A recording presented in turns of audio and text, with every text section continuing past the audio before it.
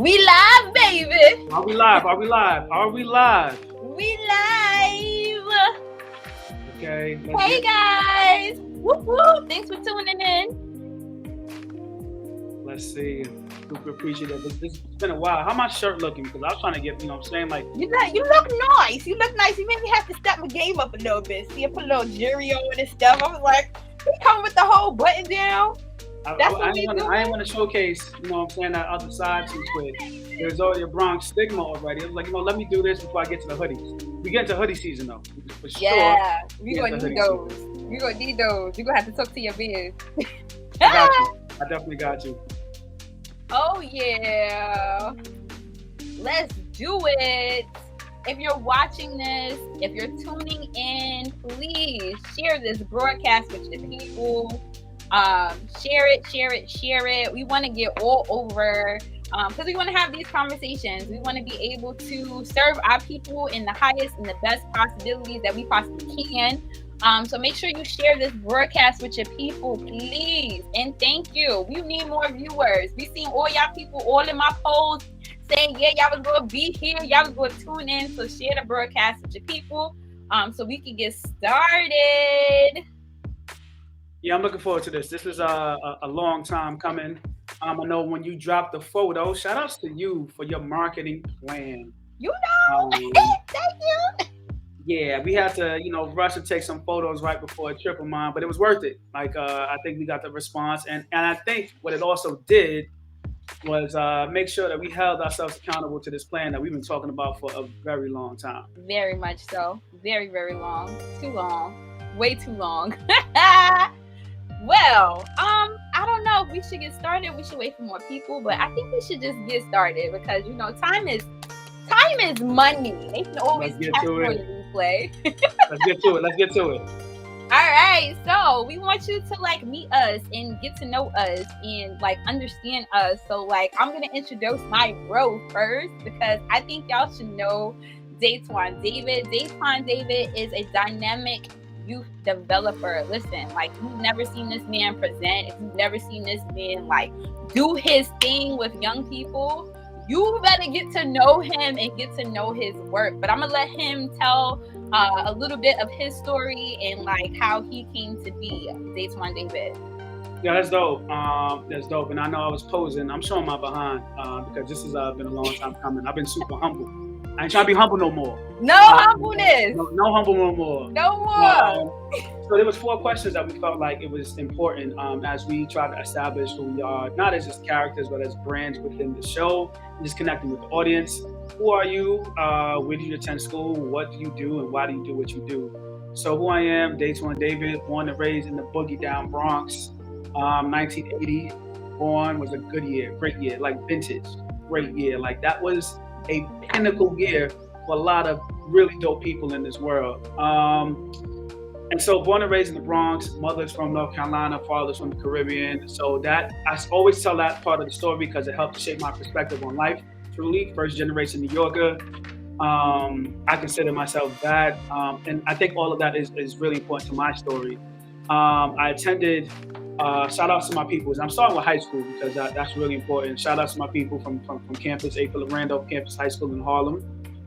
Much love to them. Eventually I went to Northeastern University. Had some really dope experiences, have a great family that has been established from that particular school. Unfortunately, there was a friend of mine, she knows who she is, posted a joke, a meme that was super, super, it's shot. It was straight to the chest, but it's real.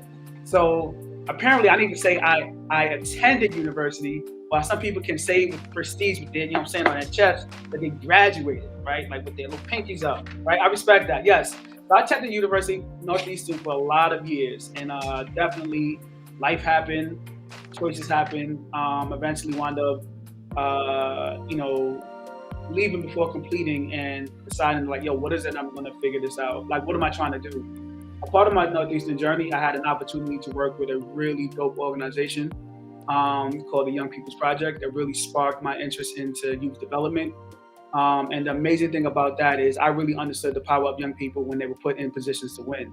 I volunteered for them for a summer, and the young people that I was working with, were actually the people that trained me to do the job. The ones I was going to supervise, they trained me. These were 15-year-olds, young people, training me to kind of supervise them on how the work is supposed to be. And the way in which that organization ran and trusting young people, I was like, yo, this is dope, and this is why I feel connected. And my path in college as a computer engineer, I don't think it aligned with what I felt my true passion was. So I was kind of doing that half dance on one side and the other. Eventually, I started working with other organizations over time. And then I realized that because of some of the challenges that I faced in certain organizations, I wanted to be able to have my own. Eventually, I started my own company, All My People LLC. Mission is, to help young people discover their value, power, and mission through accountability, compassion, and motivation. And I think wherever I go, that has been a consistent thing. Those have been like the core values that have stuck. So the reason that I do what I do is because I've always loved school, regardless of what, always done, love school. And I think that there needed to be a deeper conversation with me on understanding purpose and moving through school with intention. I mean, I took AP class, I took honors class, I took a lot of these other things, but I think eventually what I needed to have is like the true purpose that I felt like was my decision. So that's sort of like I realized that had I had different conversations with certain people, I would have been able to maneuver certain things differently. But all of that has been aligned with my story. Eventually, I was able to finish up at CUNY. Was able to also get my master's at Hunter in educational psychology, which unexpectedly has been like super dope in helping me align what I do now with young people. But that's enough about me. I said I was gonna be humble, but I'm gonna humble myself right now because Amber Peters, as Miss P, as she is branded, right, is a phenomenal youth development specialist, college access professional, and crazy enough, entrepreneur and web developer, app developer, right? Like develop this on our own with like formal training. Super crazy. And I want to be able to ask you the same things out the gate. So who are you? Where did you attend school? What do you do? And why do you do what you do? All right, I guess. So Daitwan said it, you know. We are both in our bags tonight. So just so we're clear, we have been humble for a really long time. And we gotta let the cat out the bag, because if you don't know, now you know. So my name is Amber Peters, A.K.A. Miss P. I go by Miss P, oddly enough, because it was a name that my students gave to me. Peters is not that hard to say, but when they want to shorten your name, that means you're cool, right? When they give you nicknames and stuff, that means you're cool, right? So I kept it as part of my brand to honor them, so that I always am grounded and never get lost in the sauce. So pretty much I got started in this whole business. I was literally doing like student advising, oddly enough, and I was working at an alternative high school. Shout out to Stay. And I noticed that we had a lot of young people who did not feel confident about making their next steps. And so I wanted to do as much as I could do to make them believe that they can dream big and do big things. And somebody had told me, they was like, you can be a consultant and work with schools and organizations and, share your knowledge and your gifts that way. And I was like, for real? Because the only consultants I knew were like old, right? These were retirees who went back into the schools to support, like long after they had finished their careers. And I was like, I can do that, but I'm so young. Is that possible? And it was very much possible. So for me, my journey started, I was at 1199 School for Social Change. It is now closed. It is now the campus of Mercy College now. So if you go to Mercy College in the Bronx, way up there, Waters Place, that is where my high school used to be. It was then bulldozed and made into Mercy College. I did not graduate there. I was there for a year, and then I moved to Health Opportunities High School, where I finished, but barely finished. I was not a good high school student. We'll talk more about that at another broadcast, to say for what. I ended up going to CUNY. My first choice was actually a school in North Carolina called Fayetteville State. One thing about me, the church that I used to go to Fountain Spring Baptist Church. They exposed us to a lot of HBCUs. It was like part of our thing. So like each summer, some of the people in the church got exposed to the National Urban League's youth conference. And I was like, oh, let me try that. Let's see what's that about. I went 2 years in a row. And that actually like was a thing that was like, I'm going to college. It's happening. I don't care how, but it's going to go down, right? So when I didn't graduate on time, it wasn't a thing that deterred me. It was like, yo, like you got to do this. You have to finish. And so I ended up going to Bronx Community College. I'm like really skipping BMCC. No shade to BMCC, but y'all just wasn't doing it for me. Ooh. It wasn't for me, and that's the thing. I think we'll get into that in other shows. We'll talk about like how do you know when something is for you. Like my spirit just wasn't right. There was a lot of things. We'll talk about that in another broadcast. Something happened to me that year that literally changed my life, and I ended up going to Bronx Community College, and then ended up at Lehman College. Loved it. Had a great time. Met some awesome people. And did Mercy College for my master's, where I did like urban education, became a teacher, and then a student advisor. And now I'm here with you guys and my homie that I've been trying to like, we've been like literally trying to figure out ways that we can collaborate. I don't know if you noticed the name of our show is On Track with All My People on Purpose. So On Track with Ms. P. All My People LLC, we just like bridge them together because we do tons of work together, and we wanted you guys to know that like we are a force to be reckoned with. So we smash those names together. But enough about me. I'm excited. Like, are you excited, Daitwan? Like, we finally doing this. Yeah, I'm super excited because let's backtrack now, and like once again, we're trying to just establish our relationship with the community. We connected. We were paired at one point in a group project at Options Institute, right, which is an organization that has done really phenomenal progressive work throughout New York City itself, and helping professionals be trained adequately, sufficiently, and in the right way with college access work. It was very important in the work that they were doing and still continue to do to this day. And I know we were doing a group project, and after we left, we connected. It was just like, yo, I don't know what's going to happen, but we're going to be able to figure it out. Lo and behold, we worked on in another organization together. We worked in other projects. Now we've discussed ways in which, when we were building up our brand and our business, how to make this happen. And this seemed like such a seamless way to make this happen, because we just connect, we gel. But also, there's another side to us, which is the antics. So it's game time. If you know, you know. It's game time. And so what we want to do is to be able to use creative ways to just get the audience to connect with us. We also use these same strategies of engagement when we're working with young people, whether they're in grade school, high school, college, etc. So was one of the organizations that we worked with. Shout out to Bridge. Huge shout out to Bridge. There was a gentleman that they CCB4A right now. They have more letters now. Absolutely. College and Career Bridge for All. Shout outs to them. And working with them, we came across some really dope people. One of them was an entrepreneur as well. And him and his guys created a game called Campus Cards. I think y'all can see it. If they're still available, please go support that organization. But it was like three friends that created this game, Campus Cards, based on some of their lived experiences as college students. And a bunch of us wound up purchasing these cards. And I use this in a bunch of spaces where I'm working with high school students, professionals as well. And I think it's going to be a way for us just to connect with some people. So here's what we're going to do. I'm going to ask 4 questions. Amber and I are going to showcase a paper on who we think this statement most likely connects with. It's either going to be Amber, and I'm saying Amber all day. I want you to be emphasized that it's Amber all day. I'm keeping it simple. I want to say my name, right? I got Daitwan. Stop hating. Don't do that.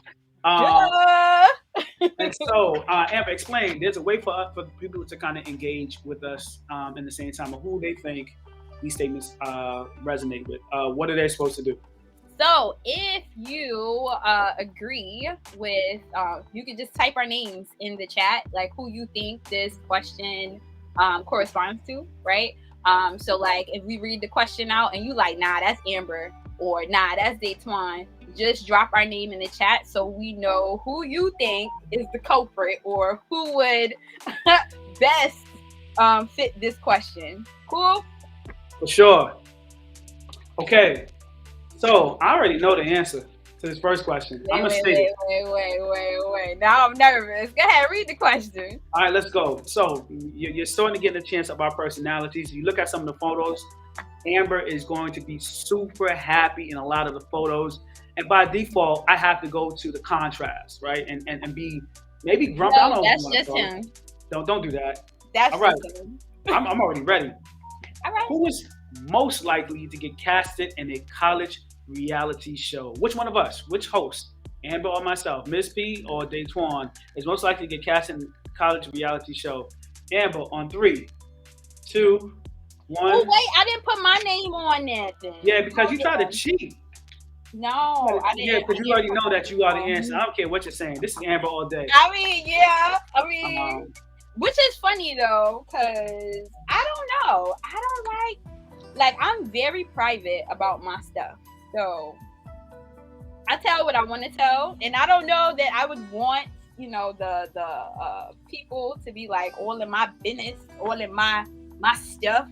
I don't know that I would want to, but I think I have the personality to like be a personality on a reality show. But I would be ducking all the cameras all the time. Listen, your personality is built for reality TV.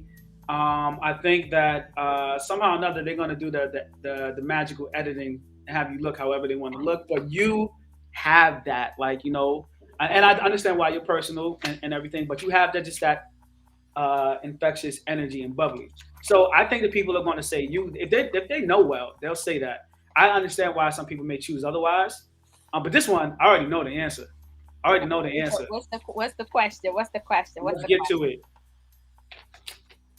man. I'm gonna put. All right, let's go. All right, which one of us, which one of the hosts, are most likely to steal food from the dining hall? Oh, Now, don't just look and judge unless you're looking at Amber. Don't look and judge unless you're looking at Amber. But which one of us is most likely to steal food from the dining hall? 3, 2, 1. I'm a. But see, this is by default, right? This is by default. I want no people thinking, they're not going to invite me to their homes. They're going to think I'm stealing, you know what I'm saying? Like their ramen packets or whatever. But the only reason that I put this up is because Amber don't be eating a lot of stuff. She just like right. that's the only reason. Otherwise, it certainly would have been Amber because I think she's also not going to just be splurging on a bunch of food. If she's going to make that happen. Nah. Agreed? Nah. But also, I think because our experiences are so different, like I didn't go to like my school definitely did not have a dining hall that I wanted to eat at. So I definitely wasn't gonna be stealing nothing from them. No tea, no shade to Lehman, but y'all food was looking crazy in the cafeteria. But here's what I can say: at one of the institutions that I attended, I'm not going to put people out there. They know exactly who they are. People were getting extra meals. They were definitely getting extra meals and sneaking it out. And a couple of them might have taken some cups and forks and knives and stuff. It is what it is. I'm not judging. Listen, That's not. We've grown. We do your moved away from thing. it. Listen, I'm not mad, but honestly, like I'm trying to think of some of the colleges that I visited, as an adult because I didn't do any college visits as a kid. That's kind of crazy. Like I was picking schools I ain't never saw. But if I was to steal anything, it would be from Syracuse University. Yo, Syracuse University, for the money they pay, the food gives what it's supposed to have gave. Seriously, like I'm gonna top that. Every single year, pre-COVID, pre-pandemic, we would take our middle school students, our 8th graders, on a college tour to the DMV area and some schools in Jersey, Delaware. And Howard University, depending on the day, has some okay food, has some really, I mean, if we're talking about Syracuse versus Howard, I'm probably I don't thinking know. there's maybe a TikTok will little bit make more you different. I seasoning. don't know if you've been watching TikTok recently. No, I haven't watched the TikTok, so something's happening. This is pre-pandemic. I don't know what's going TikTok on now. said, nah.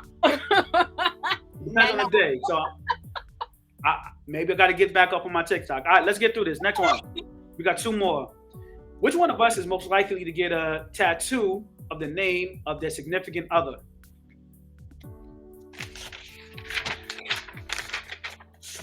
All right, now 3, answer this one. 2, 1. I'm going with you. We never play those games. All right, so Nah, explain your answer. stop trying to play me. First Explain of your all, I have 4 tattoos. Let's be clear. I have 4 tattoos. None of them are of anybody's anything, but me, myself, or I. And I said you because you married. So usually married folk will do stuff like that. They'll go get tattooed rings and stuff like that, or they get the kids tattooed. So I would think I would say you before me, not men. So let me destroy this. Nobody name finna be on me. Okay, let me I destroy need this with some logic. With some logic. I was booed up for 2 years in college. That certainly wasn't going to happen. You got 4 tattoos. I have 0, and you're mad bubbly, right? And so there is no way. So I wasn't going to do it. I think by default it was going to be Amber all day for that question. Like, you have multiple tattoos. You've gone through the process. I'm not even rocking with needles like that. So let's continue. That's a no for me.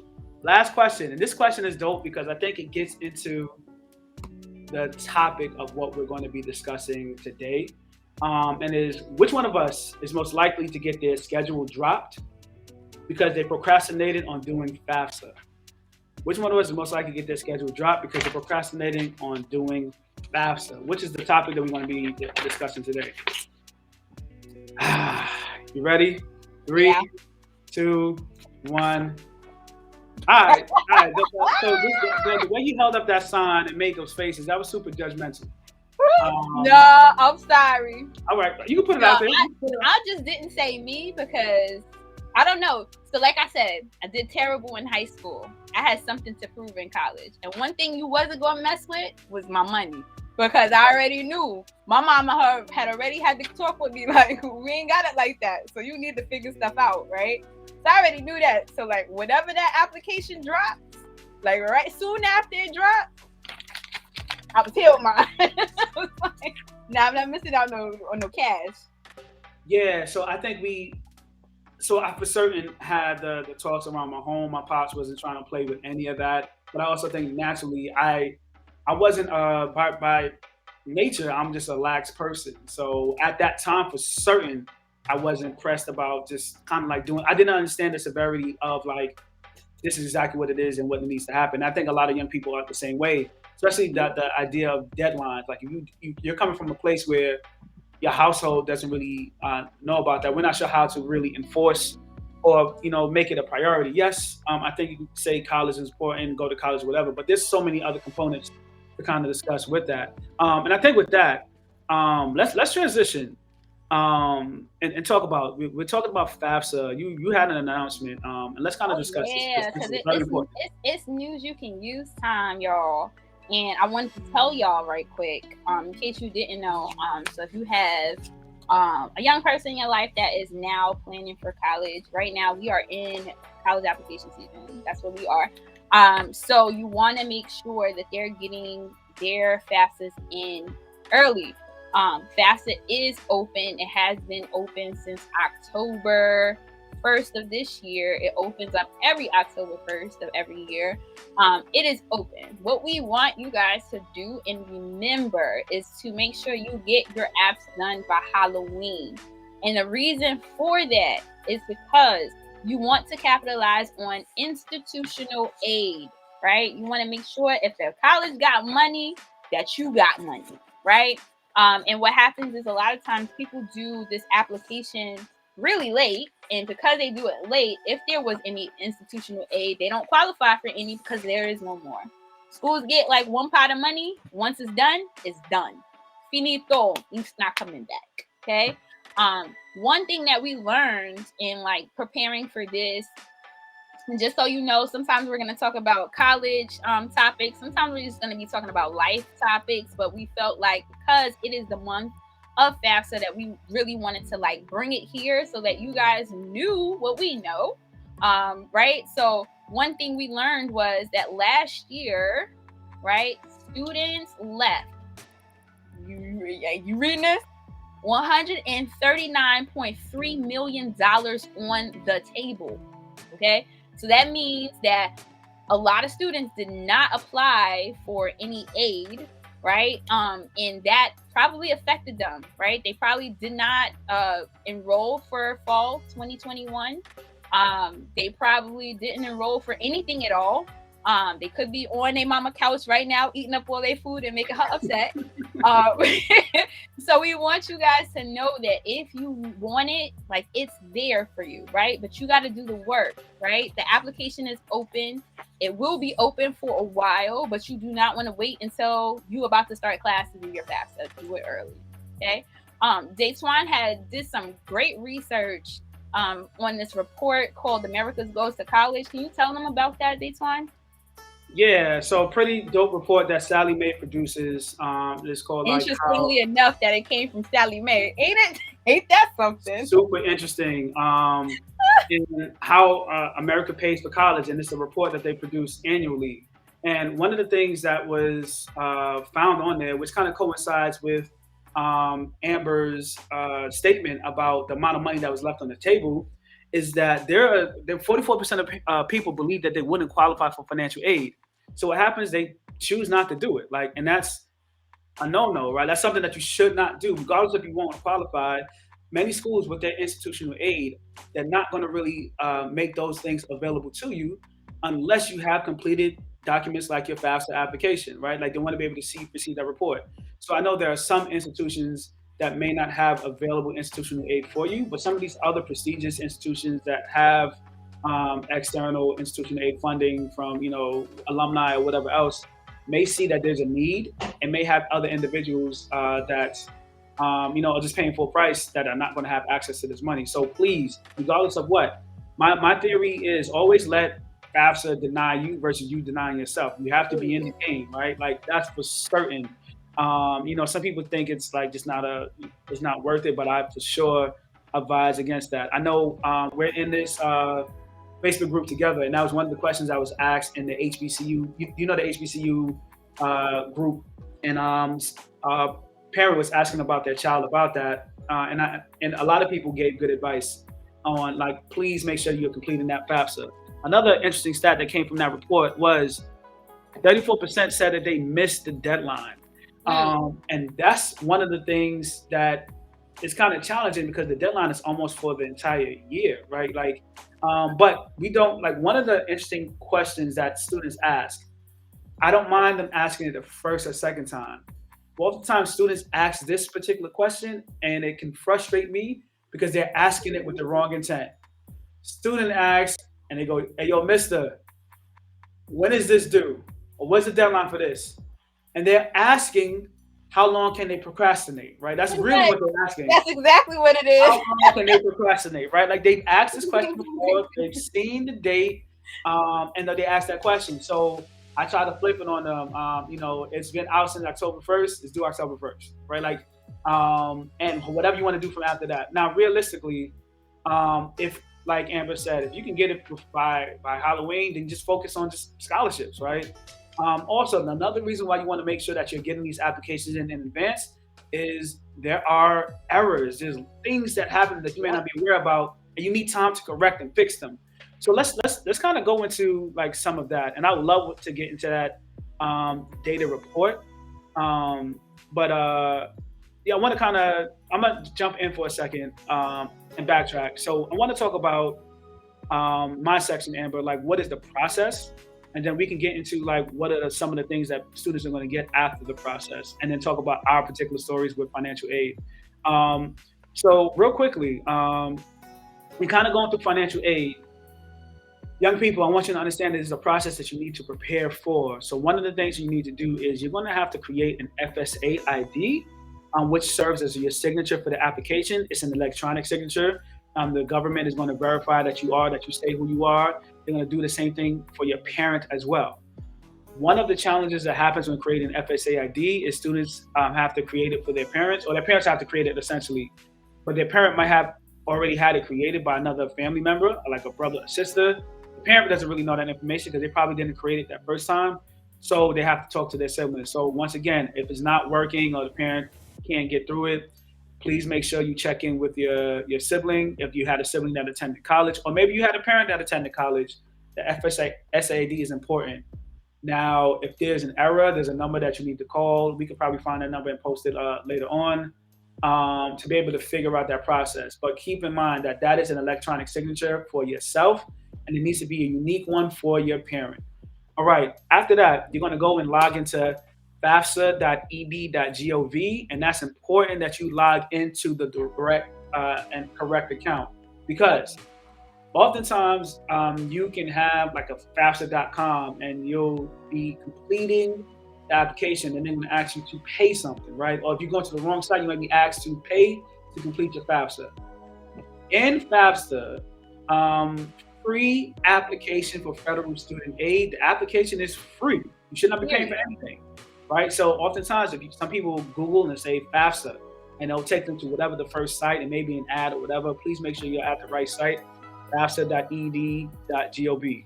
And then you want to, excuse me, make sure that you have certain documents ready, right? One of the main documents you're going to have is a federal document that you do with your taxes. For the students that are applying next year, you need the 2020 1040 document. This is the federal tax return from 2020. Some people are going to ask, hey, can you use 2019? The answer is no, right? You need to use 2020 in order to complete this particular process. And so please make sure that you've gathered this document from your parents. You can easily Google 1040 online so you can see what it looks like. There's a 1040 that I believe is in the upper left or upper right hand corner of the document. It comes in a packet. You may not be familiar with it, but your parents should know what the 1040 looks like. And you want to have that because what's going to happen is you might have to manually input that information into the FAFSA in order to produce what kind of money that you're going to be getting, right?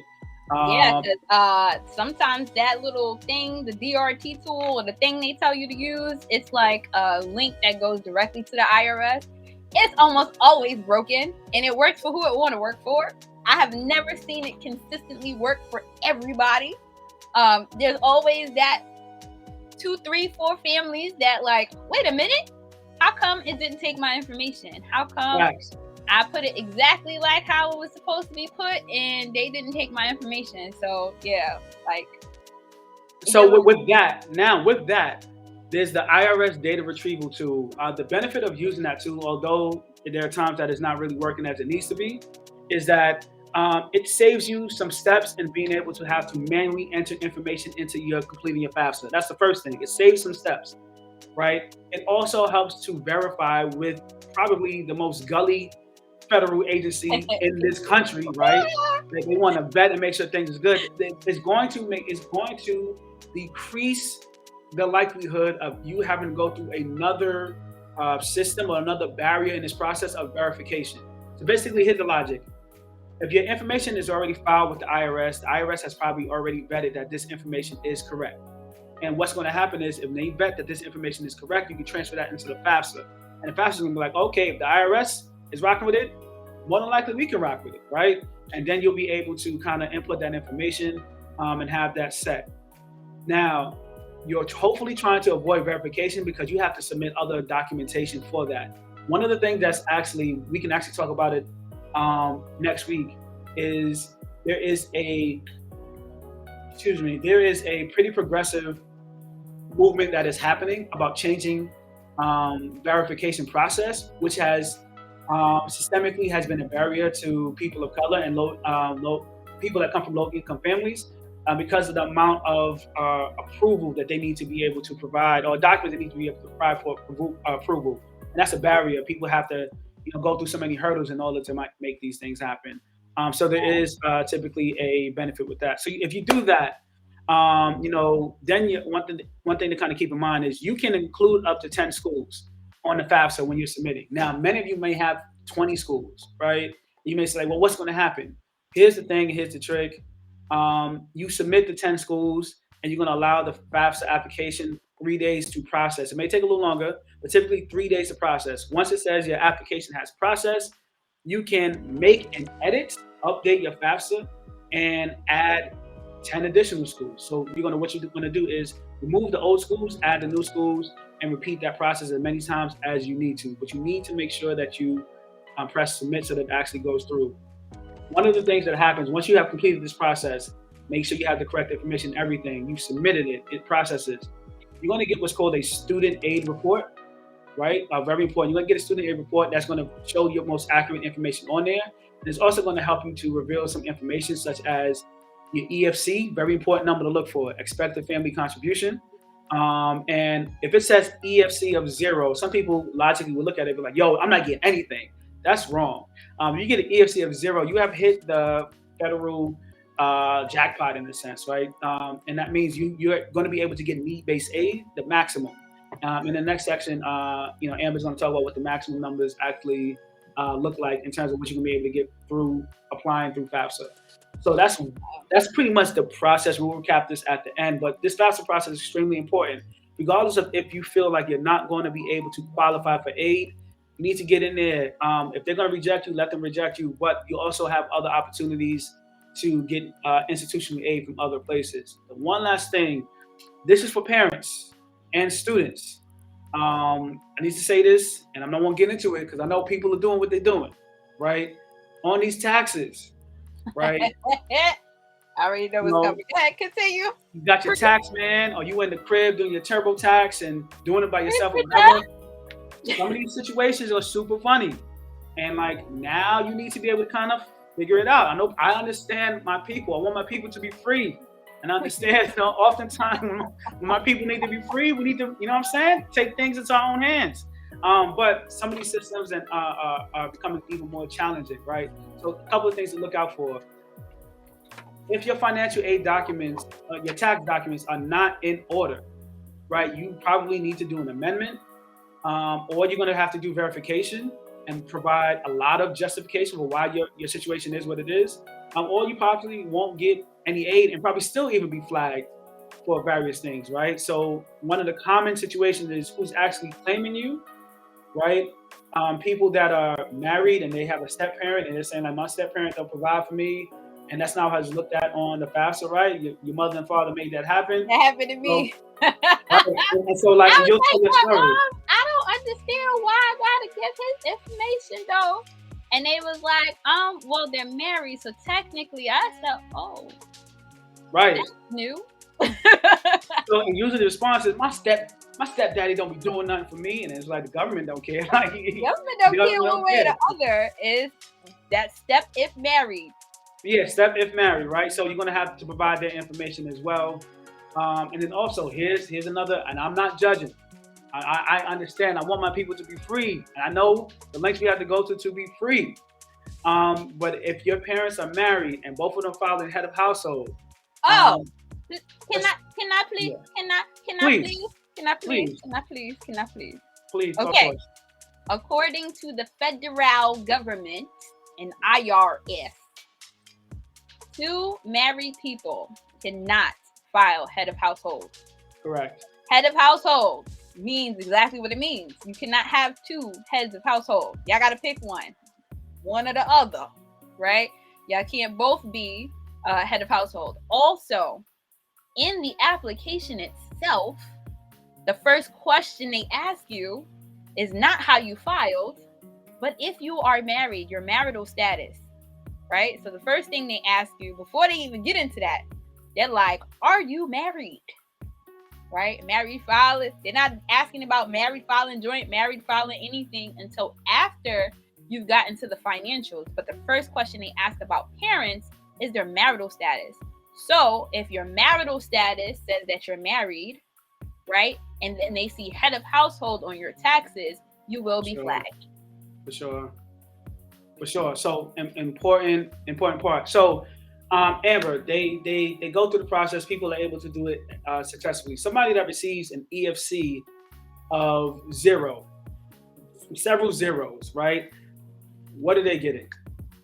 Tell them what they won, Johnny. So That's what if they you have won. an EFC of 0, the max amount of Pell you can get is $6,495. I believe it actually went up again.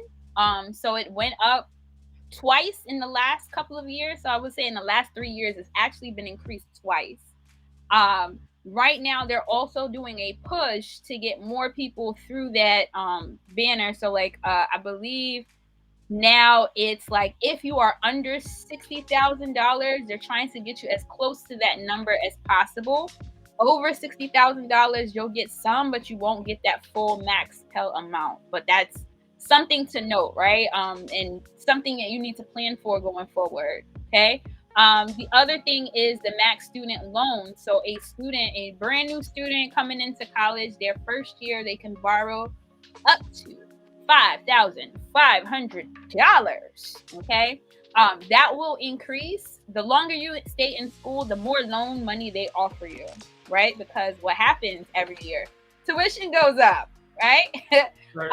So that's also something to be aware of, is that the tuition is going to increase every year. So of course they got to increase the amount of loan you're going to get. But what we want you to do, right? We want you to go for the free.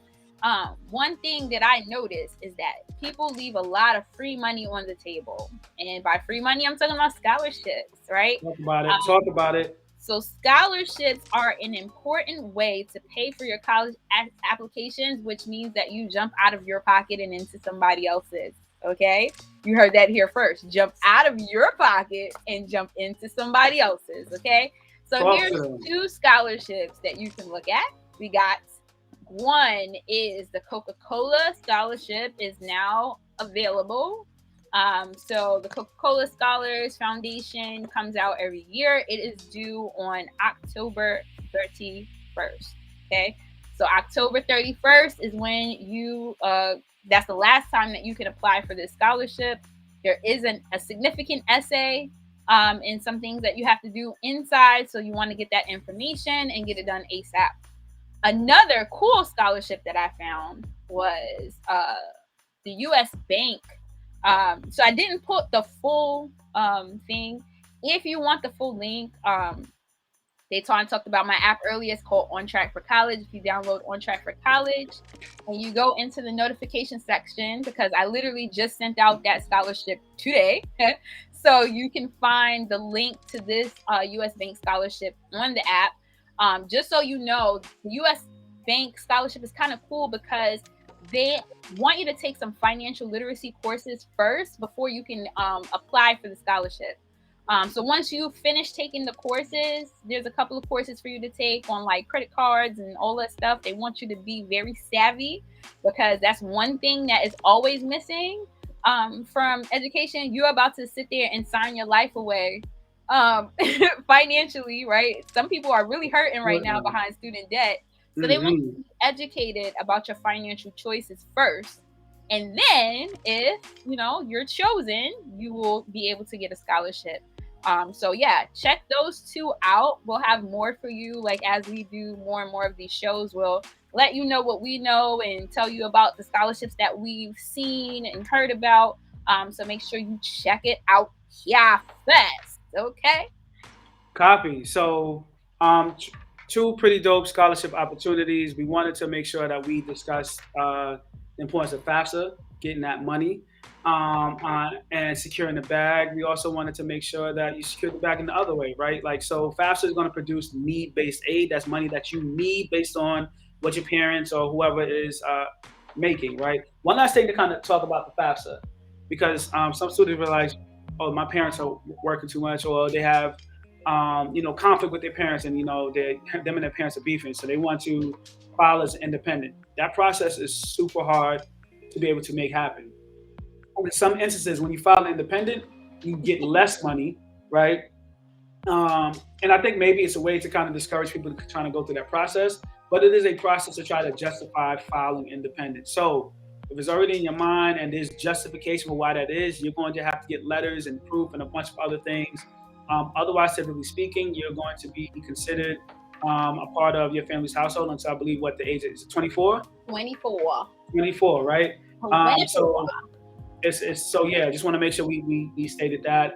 Amber for sure, and myself run a lot of workshops related to the financial aid process. So schools, districts, or whatever. I'm plugging. I'm for sure plugging. So not Please being do. humble. Please Hire us. reach, We good. reach out to As you us. can Contact see. information will be available. All right, so Amber, this. We're wrapping up to our two last segments. And I love this segment because I'm competitive. They're gonna know, like you're the joyful one, This and guy. I'm usually chill and relaxed until I'm competing. We This have this guy. segment right now, which I think might be a running theme. All right. Here's the question, Amber, connected to this money thing on FAFSA and like securing the bag. We are going to write down, okay? We're going to write down what is the song. Actually, don't write it down. Just drop it. I'm gonna let you go first. Oh, you ready? Oh, okay. Drop it. Okay, So, you ready? Okay. what is a song that you feel? And before, let me step back. Shout outs to my brothers in the dungeon. We've created a phenomenal opportunity where we do competitions just like this. And I don't want people stealing our idea. Maybe we borrowed it from Versus. Listen. Whatever. But listen, all right, do your thing. Here's what we're competing. Name the song that is the best song to motivate students and families to secure the bag.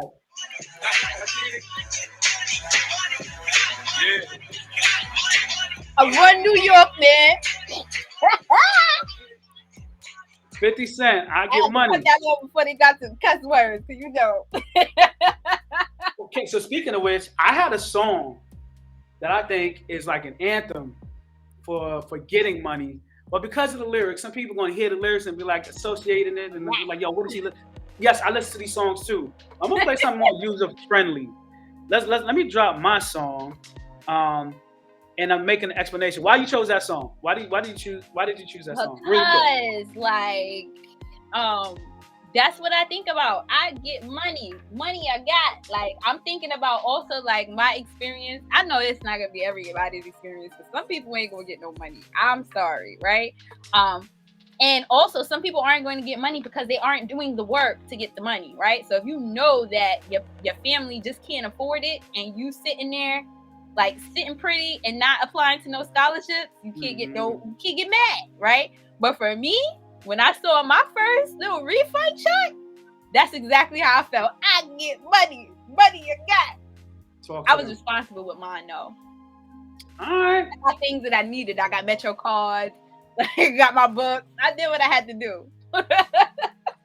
You were responsible. I was responsible with my money. I was responsible sometimes. I might have went on dates with a couple of those checks. All right.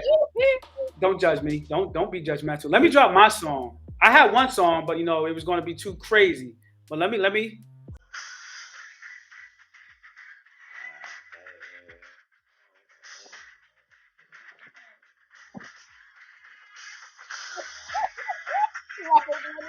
Okay. BIGPOPPA, no info. Okay, so that song, I chose that song because there is, when you in that rich people, that celebrity world, more money, more problems. I'm not rich, but I want those problems. I want to be rich. I want to be able to figure that out, right? Those problems. So FAFSA, please. FAFSA is a situation where you want to try to get as much money as possible. This process covers it all. You want to be able to try to get as much money as possible. And even if you have not qualified for whatever reason, once again, please be remembered about institutional aid. But with that particular segment right there, we are going to be posting something where we need y'all to tell us which of the songs is a better motivating song to inspire people to get money. We're going to post that on one of our social media platforms. And with that, we're wrapping up. And let me quickly say this. I'm gonna wrap up with this. I'm calling this a loose concrete wrap up, or a recap. All right. Let me explain the concept of loose concrete. We talked about this. When I was at Northeastern, I was supposed to get a co-op job, meaning that I was going to get like an paid internship. I didn't get the first internship that I went for. Bombed that interview crazy. I wound up going back into New York. I worked at an electrical company sort of kind of, I guess, connected to engineering. And then I needed to be able to pay a hefty bill coming back to Northeastern. So my father was able to help me get into his field, which was construction. My father was trying to teach me a lesson. On that first day, he had me with a barrel and told his foreman, pour as much concrete as you need to in that barrel. And I'm sitting there struggling. You had this dude with a patch, shout out and RIP to Patch, that was yelling at me the whole time, like, get this barrel to the other side. And it better not dry up. You better get it to where it needs to go. So that idea, loose concrete, there was some concrete things that we have told people on the show, like these are the things that you need to do. It's loose right now because it has not solidified. The dates have not passed. One of the scholarships due on Halloween, October 31st. FAFSA, we're saying please get started. But please, we want young people to understand that deadlines are real, right? Like when you get into the real world, people are not going to just move things for you because you have a story or because you have a hardship, right? They're not going to do it, right? And so it's going to solidify, and everything else is going to keep moving, and you're going to be stuck there without being a part of that process. So for this loose concrete recap, let's pay attention. Please make sure you gather the correct documents for you're doing your FAFSA, gather 1040. If your peoples are not working, just please be prepared to have like their disability or public assistance documents if you have to be selected for verification. Create your FSA ID. Please keep in mind that for your family, your mother, your father, whoever, that they more than like there's a chance that they may have already created one. And you need to go through that process to figure out what that login information is. Oh, I didn't stress this. When you create that login information, please write it down on your phones. I am tired of y'all saying that you're gonna remember. Listen, I know this. This is my password for everything. I'ma remember, and then we trying to get into it 5 minutes later. You can't get into it. Terrible, right? So please make sure you have that. Log into the correct FSA, FAFSA.ed.gov. Even if you don't think you're going to qualify, submit, look at your student aid report, talk to a professional to help you to view the student aid report so you know what's happening, and complete scholarships. Amber, what's happening for next week? Next week, we're going to be talking about more stuff, more life after high school. We're going to get into it. We want to make sure that like this is a like family friendly place to be, right? So we're going to talk about a lot of different things. And just like for those of you who are just now tuning in, this is the On Track with All My People live. So yeah, you can go back on the replay and like see like what that's all about. But we talking about real stuff, right? We want to give you a dose of motivation, but we also want to make sure that our people are straight, right? That you guys have everything that you need to have in order to move things forward. So we ready for you. We hope you keep following us. You can follow us on Instagram. So I'm on track with Ms. P. Put some respect on my Z's, please. And he is All My People LLC. Make sure you follow us on Instagram. Be our friends. Shoot us a message and let us know how we did. Tell us in the comments how you thought the show was. We want to get as much feedback as possible because we want to create this thing and like make this thing happen and make this thing work. But we can't do it without the people. We'll be here Tuesdays at 7 p.m. every Tuesday at 7 p.m. And if we can't be here live, we will definitely have a show recorded for you. So make sure you tune in, give us feedback, let us know. Anything you want to add, Daitwan? Yeah, so one of the other things we're going to talk about next week is the college why and moving with intent. So this week in New York City is our college application week. Schools around the city are celebrating their students, are working with their students, and dedicating time specifically this week to make things happen. Now, a lot of students may be going through this process super stressed because they don't have their college why. And we want to be able to make sure, regardless of students are in this process right now, but in the 9th grade, trying to figure out what's going on, wherever they are, we want to be able to kind of make sure how to move with intent. And you're going to figure out what my new moniker is. I just discovered this. I just solidified this today. I'm like one of the most important Avengers. I'm like one of the most important Avengers. And I'm going to break down with the college why I am who I am right now. I got a new nickname. It's Fire. Okay. Fire. Okay. So we gonna let you share that next week. Absolutely. But yeah, to all you guys who tuned in, popped out, whatever, thank you so much for watching. We truly appreciate you. For If you sure. enjoyed this podcast, I guess live stream, please make sure you share it with your people. Also, we both are in schools doing the work. Shout out to UA Maker. Shout out to Bizwa. Bronx School for Writers and Artists. Shout out to Melinda. Shout out to Ivy. Shout out to all of you guys who are like in this work, who do this work with us, alongside us. If you know of a school who needs people to come in and like, tune their kids up, like we got it. Hands down. You need For to hire sure. us like ASAP. ASAP AP, bring us into your school. But with that, we bid you adieu. Thank y'all for tuning in. God bless and good night. Good night. Salute, y'all.